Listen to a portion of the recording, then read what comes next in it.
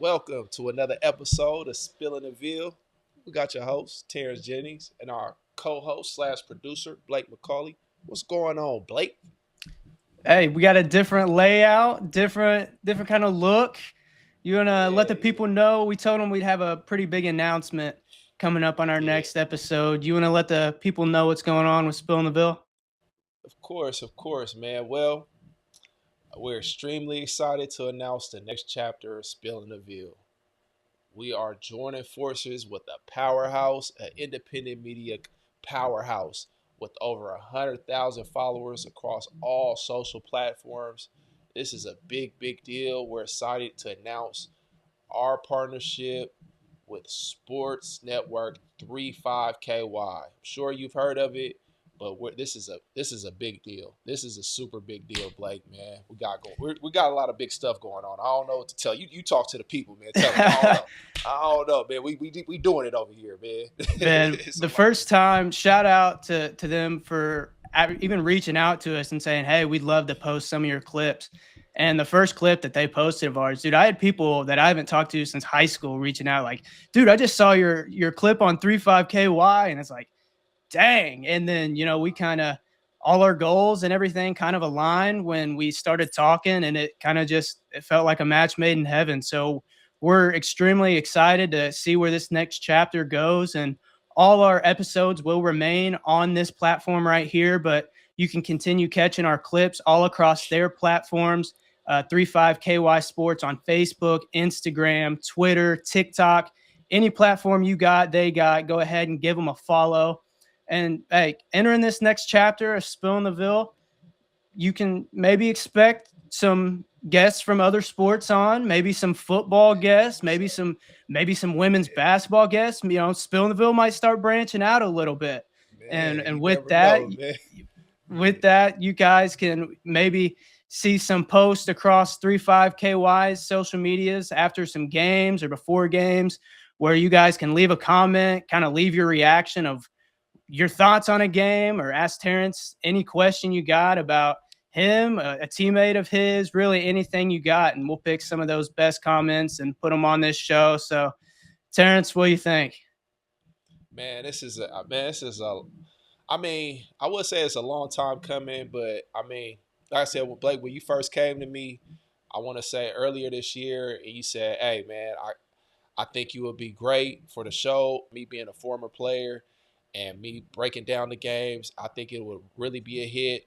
And all we did, I believed in you like you believed in me.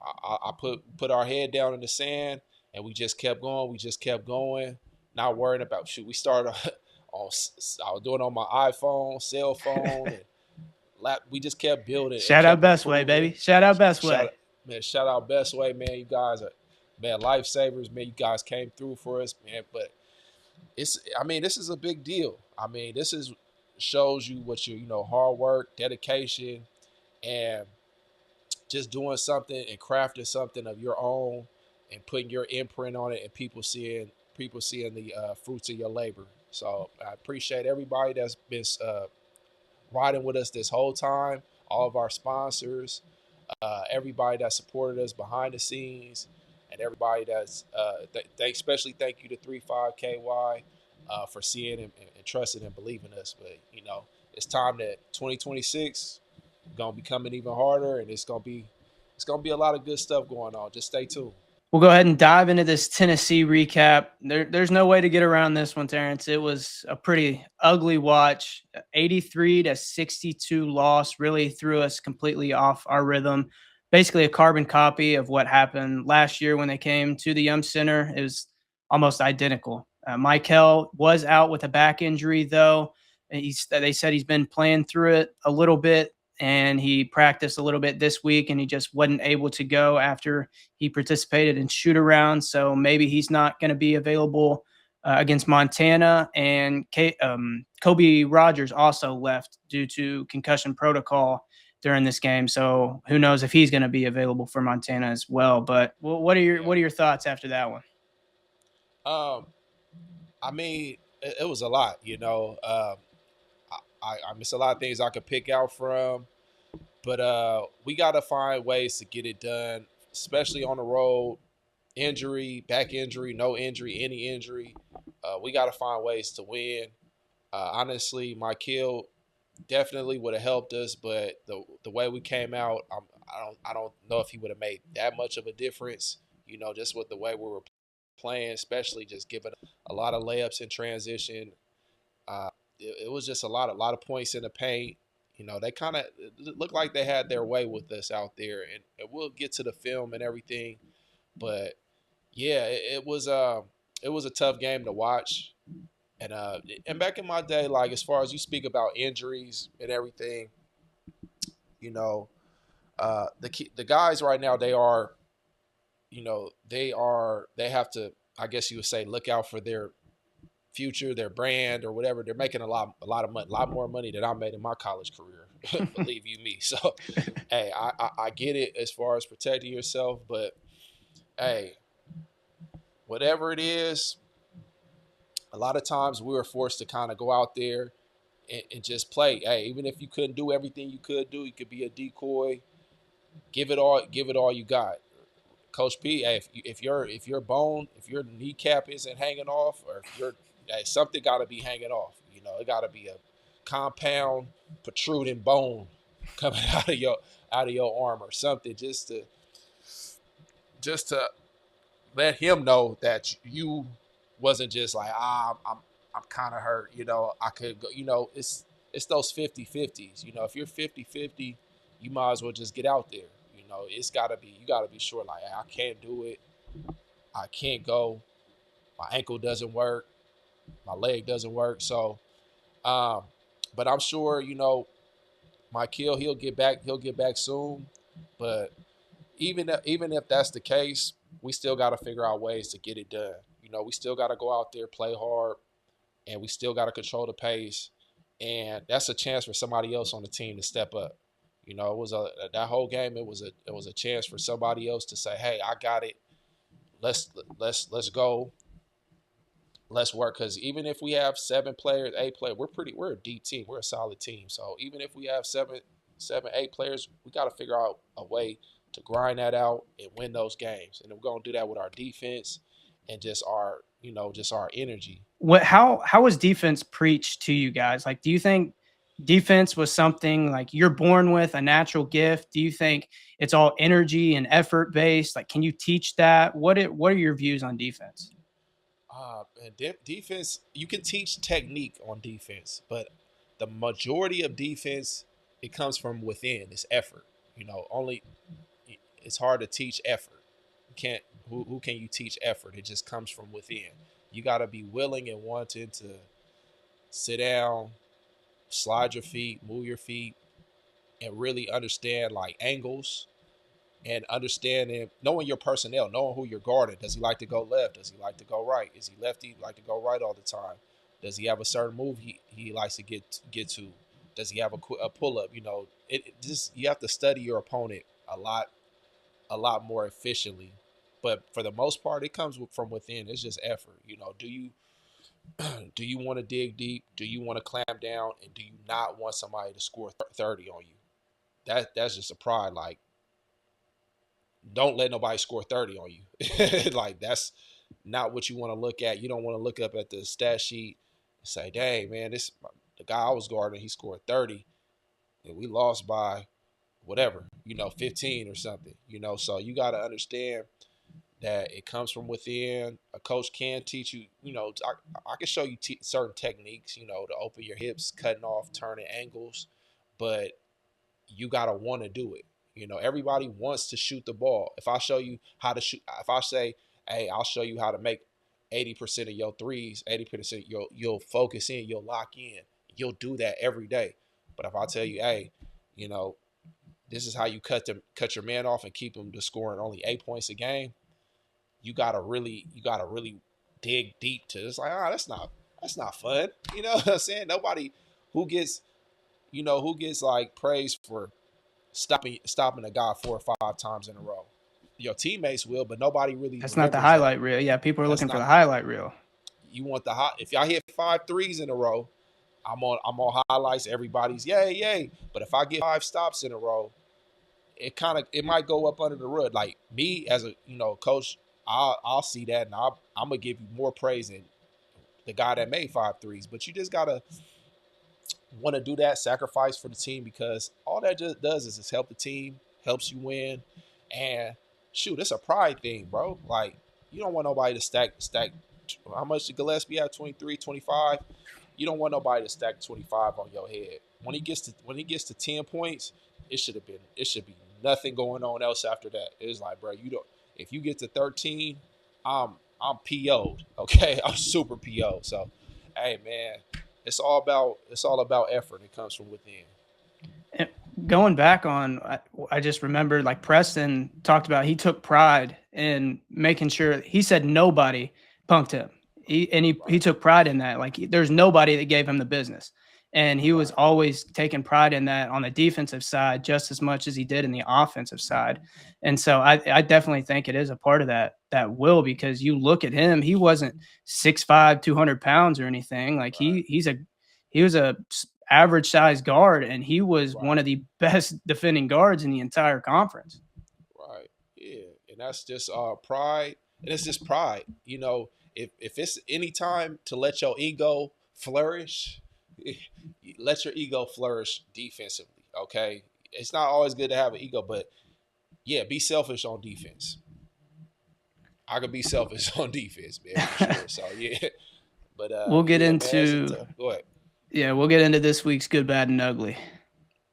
Okay, let's get into it. So we got it's got like a little rub screen, but this is a good screen by Sonny to the curl to the alley oop.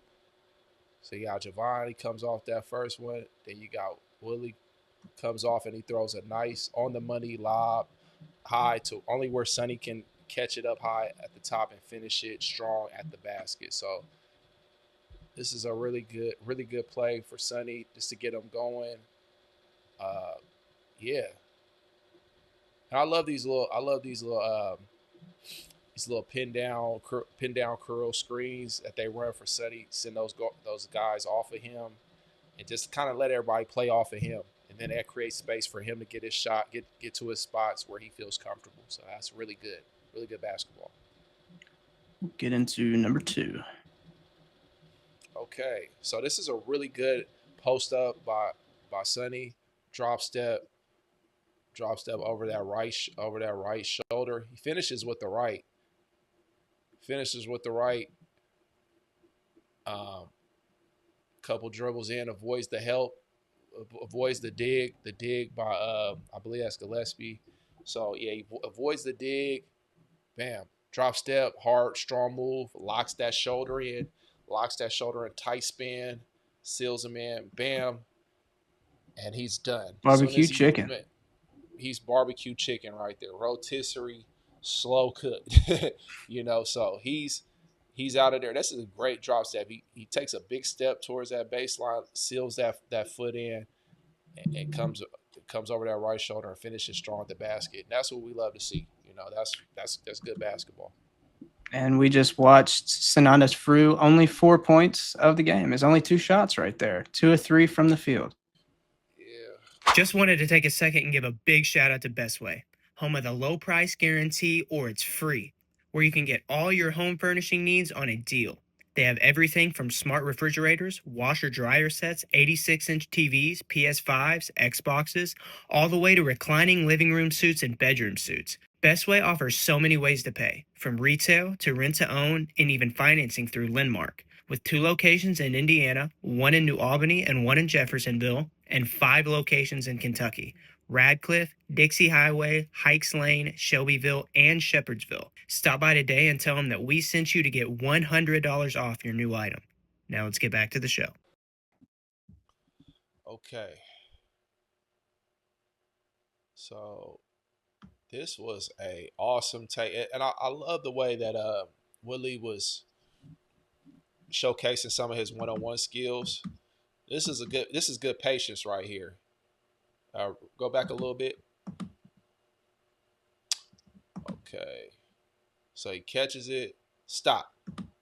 See how he's in a low stance right there? And this is a really great shot fake right here. When you're doing a shot fake, you always want to be low. Okay. Ball high. knees bent low, and he's super low, which it really gives the perception that he's going to shoot this, which forces, I think that's Amen. No, is that Number one. I can't remember who number one was. well, yeah, whoever number one is, he's he really thinks that he's gonna shoot. So he hits him with the shot, great shot fake, then a jab, I believe. Bam, jab, and then he attacks strong, avoids the help side, and finishes strong at the Baja. So this is what we're looking for, right? That's a great move. And I love the way that he's starting to showcase his ball handling and his attacking abilities. And we're gonna need him, moving down the stretch. So, that's what we want to see. That's how we want to play our offense. Then you got Sonny out there. He's sealing off, making sure nobody can get to the shot blocking position. So, hey, great move by Willie. Awesome game for you too. Way to be aggressive, attack the paint, finish strong. All right, let's get into the 3 bad and 3 ugly. Okay, so all right. They are everybody's. So stop. So we got 32 seconds left before the end of the first half. We're down 5. Now, if I'm looking at everybody, they're kind of just out here right now. They're not, nobody's in the defensive stance, nobody's ready to play. It's kind of like relax mode. Everybody should be slapping the ground, defensive stance, ready to get to their positions and making it really, really uncomfortable for them to run their offense. Right now, basically the whole game, Tennessee was just so comfortable running their offense and doing what they want to do. We didn't really make it uncomfortable for them at all. So go ahead, play it.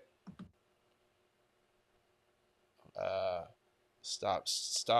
So he hits him with a nice, squares him up through the legs, and he attacks to his left, gets outside of Woodley's hip, and this is what we call a blow by.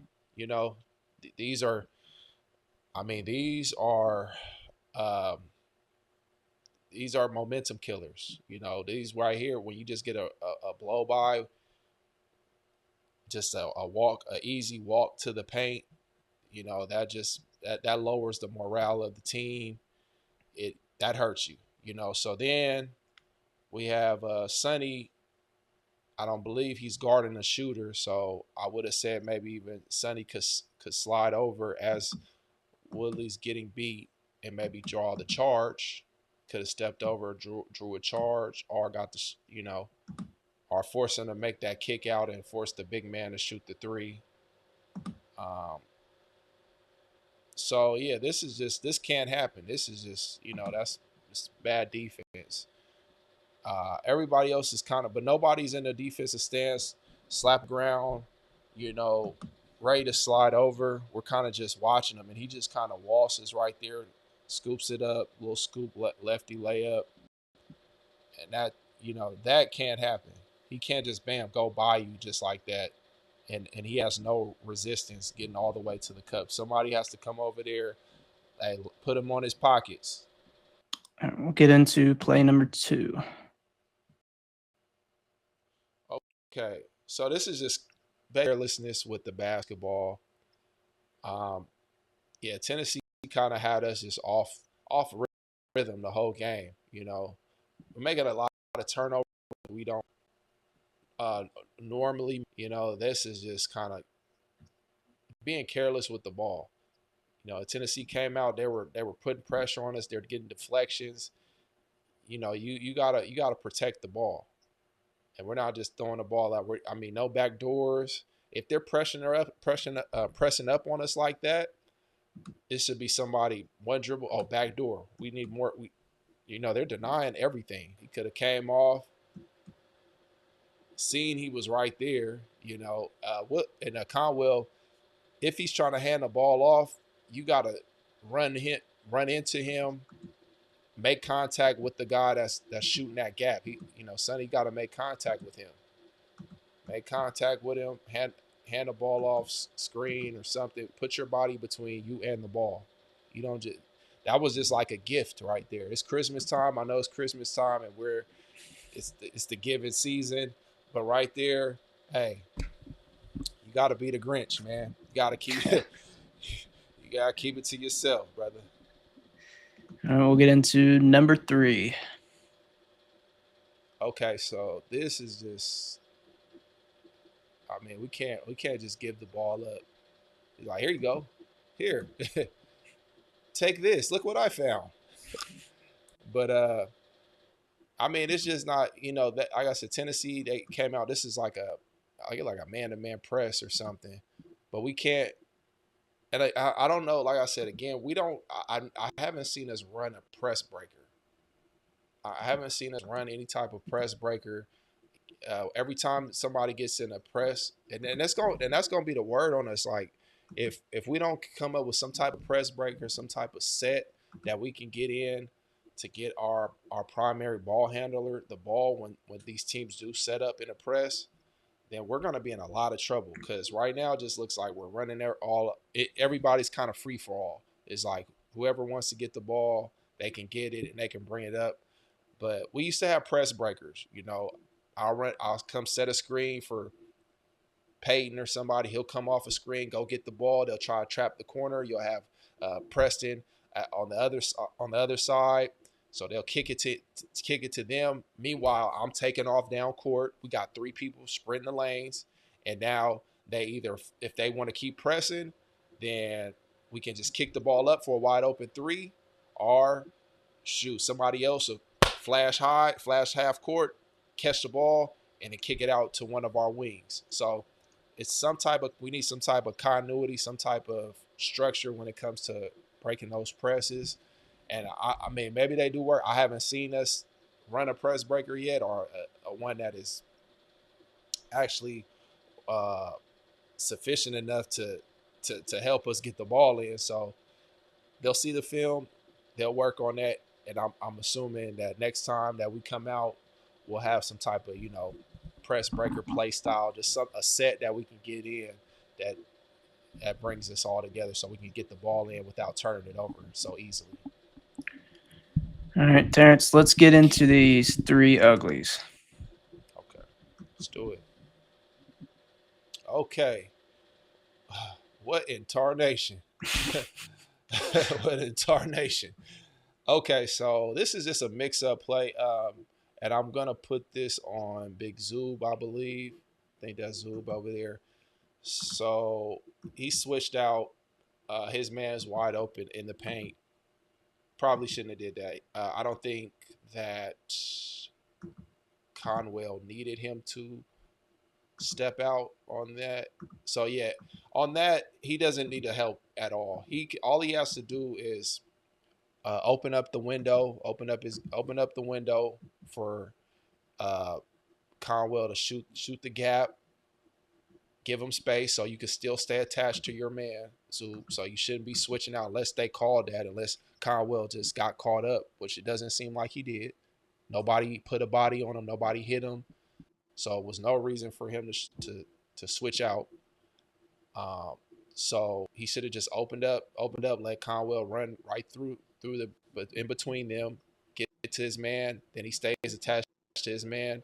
This whole play would have been broken up just by staying attached to his man. This play would have never worked at all.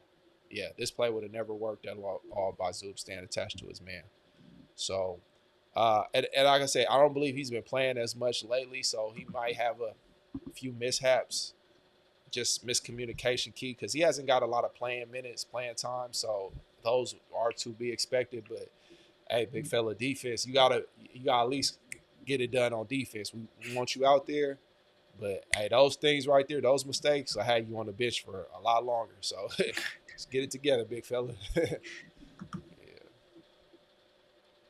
All right, so this right here would have got me sent home. This right here, I probably would have had my bag. They would have packed my bags and sent me on home. Which can never give up a baseline out of bounds lob and them catch it and score and finish without any resistance. This is no resistance at all. He just caught the ball and put it in. without anything going on. Uh, Kyle, I mean, Woodley, yeah, the ball's going up. You got to wall up. You gotta do something, man. You got to get in front of him. Yeah, he's. I don't know what he was worried about getting dunked on or something, but you got to put a body in there and make sure that he doesn't catch the ball. Something, So we can't Um, get. Oh, go back a little bit. Oh, no, and we don't have any. Stop. Look at Javon. See how his hands are at his waist. He needs to. The position he's in now that's the position you have to be in the whole way through. Hands up, jumping high. He shouldn't have that easy of a look though to the basket to throw it over the top. we talked Go ahead, about bro. Ament as our number one key is like we've got to be physical with this guy because Got to. the teams that have been physical with him, that Tennessee has struggled. But I mean, he hit like 3, which they were pretty contested. He hit 3 tough threes, but just Right. that play like that, for example, we weren't physical enough. Yeah, you got to put a body on a guy like that because some guys, once you start being physical with them, it just takes them off their rhythm. It takes them off their game. But you got to put make guys play in their. You got to make them play outside of their comfort zone. But because these guys aren't like only people that I know that could play any type of way in any way. People like Kobe Bryant. You know what I'm saying? Just that's who I think of when I say, all right, you can put him in any situation and he's gonna be able to just flourish. Oh, because I'm gonna hit you with the left hand off the glass. I'm gonna do this. So these guys, put them in uncomfortable positions, force them to show us if they haven't expanded, if they are able to expand their game and adapt to what you're trying to do. I think we just played, right into their hands, and they were just able to do what they needed to do and wanted to do. We get into this final ugly, and it's a long one. Okay, so so this right here is just a bad shot. I mean, it's 25 seconds. It's 5 seconds into the shot clock, and it, Conwell comes off, and to kind of shoot Conwell some bill, he does. He can make this shot. This is a shot that I'm I'm not mad at him for taking because I know he can make it, but it puts you in a tough position to where you have to make this shot. You know what I'm saying? Because it's so detrimental and so demoralizing to the momentum of the game. We're already down 6 points. We're already down 6 points. You come down, shoot a three early in the shot clock. They come down, they score another layup. That's that's like a 5 point. That's what a 5 point swing or something. So it's it just puts it's just really it sucks all the air. It sucks all the air out of the team, and it's just not what we needed. I know he was trying to make something happen. He was like, "Man, they just scored. We need a three."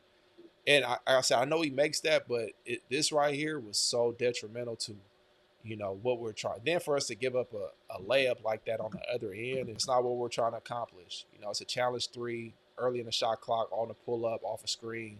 You got a 7-footer in your face challenging the shot. I mean, but they'll look at the film, go back, see like, oh, I probably shouldn't have done that. Next time I'll maybe I'll fake the shot, push cross, swing it to the corner or something. So we don't always have to make something happen. Nobody out, we always feel like we're in a rush to make something happen. It's early in the game. We got time, run our sets, and keep the morale high. So yeah, it was a tough one. One thing we haven't really mentioned a lot. I mean, it was all over X, Twitter, whatever you want to call it. But people were just talking about Isaac McNeely guarding Nate Ament basically the whole night. Like, what are your thoughts, and what do you think could have been a good game plan defensive wise against a team that Uh, big? I mean, I would have. I mean, who knows? The results are the results, but I maybe would have liked to see Kanai uh, play him a little bit more just to give him some length. But I mean, all in all, I mean, even McNeely not being there, it just like I said, you gotta draw a line in the sand. You know, you can't make an excuse like, oh, he's taller than me or nothing. It's like this is basketball. You know, some guys gonna be taller, shorter. You gotta make it happen. You know, and I'm hearing he got a 40-inch vertical. You know, somebody talking about he got 40-inch vertical. I gotta see that. You know, I want to see it. I know you can shoot. Let me see the vertical. All right, vertical defense. Okay, let's do vertical defense. Yeah, we've seen all him right? try to dunk on a couple people so far, but yeah, let's get that Yeah, verticality on defense. but yeah, you know, and like I said, you even though he's taller than you, can still beat him to spots, get to a spot, and he's strong. McNeely is very strong, so he can hold his ground. There's no way Amen should be able to impede shouldn't be able to impede his ground upon you. So he has to be able to draw a line in the sand, make it hard for him. But yeah, I mean, Amen, he just came over the top, get to his pull up. It was tough for him. You know, I would have liked to see Kanai maybe try his hand out there, but you know, I think all around we didn't play good team defense. Okay, Mike Neely's a little small. He's shooting up. Where's our help defense? Where's our rotations? What's the excuse for that? You know, what's the excuse for transition defense? All right, he had a couple buckets, but what's the excuse for these other things that transpired? So it was just a whole plethora of things that happened, and you know, yeah, we can pick out that one thing, but you know, if it wasn't that, it would have been something else. If it wasn't that something else, it would have been something else. So, you know, you got to make it happen regardless. JB Creative, your trusted website designer and content creator, making your brand stand out from the rest. From web design and SEO to brand development for your business, JBC's got you covered. Let's go create. We'll dive into this Montana preview that we've got coming up Saturday at noon on ACC Extra. They're 6-5 this year. They're playing Montana Tech as we speak. They had a close loss to Texas A&M 86-81, and they were able to beat UNLV 102-93. TJ, what are your three keys for this game? TJ's three keys. Okay, key number one, man, we got to bring out that hard hat for this game. You know, the last game against Tennessee, I don't feel like was a proper representation of Louisville basketball. So this game, we got to double it up, man. You know, if we gotta go out there ready to win by 150. Okay, all right. Look, come out, play our most physical game yet. Get the ball to Sonny. Montana is much less a physical team, so we have to make that be known that we're to impose our will. We are the bigger, stronger, physical team, and that's what we have to do.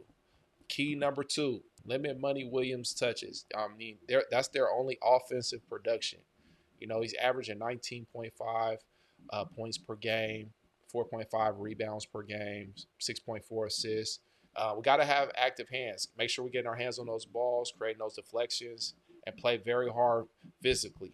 We don't want to allow them to get comfortable. Okay, no blow bys, no more blow bys. That is a life killer for the team. Key number three: we want to speed them up. They struggle against more athletic teams, so we want to get out in transition, keep the pace up high, and wear them down. So those are TJ's three keys. Coming off of those three keys and talking about the second one, Money Williams is their only player averaging double-digit points. He's averaging almost 20, and then they've got a couple guys almost averaging 10. But other than that, it's a pretty stagnant team. So hopefully this one, you talked about putting on the hard hat. I don't care if Zoo comes in, plays 5 minutes, has 5 fouls. Come out and just play a physical brand of basketball in front of the Yum Center and just let them know that nobody's going to punk this team, especially getting ready to come into conference. Yeah, for sure. We're capable of doing that. We won a lot of games when we just come out and be the more physical team. So, I mean, especially coming off this Tennessee game, I think we're going to be ready to come with a lot more energy and a lot more physicality. We'll be fine. We'll definitely be fine. Terrence, that's everything that we've got for today on our debut episode with 3-5 KY Sports. This is just the beginning. We cannot wait to see what these next few months look like going into the new year. Thank you to Unrivaled, Best Way, Derek A. Stewart Realtor, and JB Creative. Make sure to go into Best Way, get your $100 off your new item just in time for Christmas. Go get a new couch, go get a new TV, go get something. Everybody's going to love that Christmas present. Go to Unrivaled, get that free $26 wash. We've got the links still available in our description in both YouTube and Spotify. But Terrence, you got anything before we head out? Man, thank you to all the supporters. Make sure you follow Spilling the Ville on all platforms. Shout out to JP Creative, Derek A. Stewart, Best Way, and my favorite car wash in the nation, Unrivaled at 35KY Sports. Man, we so glad for this partnership.